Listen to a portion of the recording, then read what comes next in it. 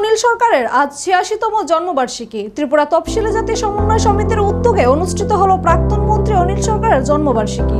মেলার মাঠ স্থিত আম্বেদকর ভবনে অনুষ্ঠিত হয় এই জন্মবার্ষিকী। ত্রিপুরার তফসিলি জাতি সমন্বয় সমিতির নেতৃত্বরা ওনার প্রতিকৃতিতে পুষ্পার্ঘ্য অর্পণ করে গভীর শ্রদ্ধা নিবেদন করেন। পাশাপাশি প্রয়াত অনিল সরকারের জন্মবার্ষিকীতে ত্রিপুরা তফসিলি জাতি সমন্বয় সমিতির নেতৃত্বরা প্রয়াত অনিল সরকারের আদর্শকে লক্ষ্য রেখে শপথ গ্রহণ করেন। আমরা ত্রিপুরা তফসিলি জাতি সমন্বয় সমিতি 2016 সাল থেকে, অর্থাৎ আমাদের তফসিলি আন্দোলনের অন্যতম পুরোধা আমাদের রাজ্যের, শুধু তফসিলি না, এই রাজ্যে সাংস্কৃতিক আন্দোলন,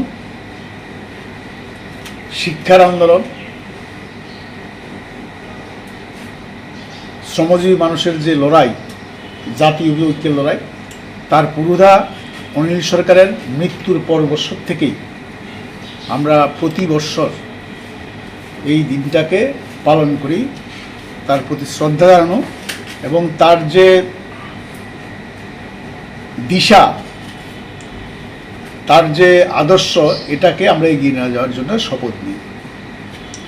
আমরা আজকে আমাদের রাজ্যের সর্বত্রই আমরা এই জন্মদিন ওনার এটা পালন করার কর্মসূচি নিয়েছি।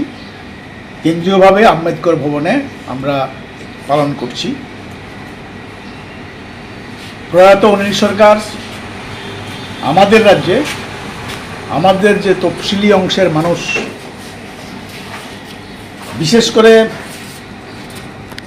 একটা সময় ছিল তারা মানুষ হিসেবেই গণ্য হতো না, তাদের সামাজিক মর্যাদা এবং অর্থনৈতিক অধিকার, শিক্ষার অধিকার, এই আদায়ের জন্যে তিনি আমাদের মানুষকে যেমন সংগঠিত, তেমনি গণতান্ত্রিক মানুষকেও এই আন্দোলনের পাশে দাঁড়া করাতে সমর্থ হয়েছিলেন।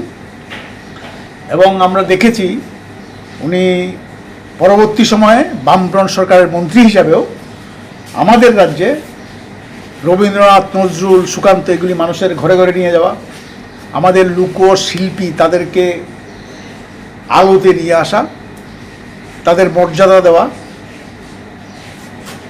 সর্বোপরি